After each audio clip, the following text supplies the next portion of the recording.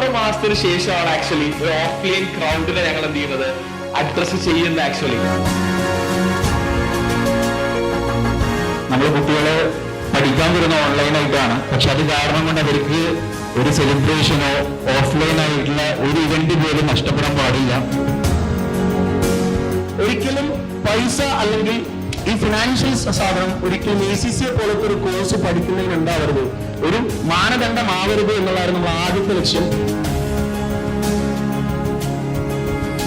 നമ്മൾ 6 മാസം മുന്നേ നിൽക്കുമ്പോൾ വളരെ അൺസർട്ടൺ ആയിട്ടൊരു സ്റ്റേജിലാണ് നമ്മൾ എന്ത് ചെയ്യുന്നത്. നമ്മൾ നമ്മുടെ ജോബൊക്കെ വിട്ടിട്ട് ഇറങ്ങുകയാണ്, മനസ്സിലായോ? വളരെ അൺസർട്ടൺ ആയ സ്റ്റേജാണ്. ആ സമയത്ത് നിങ്ങൾ ഇത്രയും സപ്പോർട്ട് തരും നമ്മൾ ഒരിക്കലും വിചാരിച്ചിട്ടില്ല.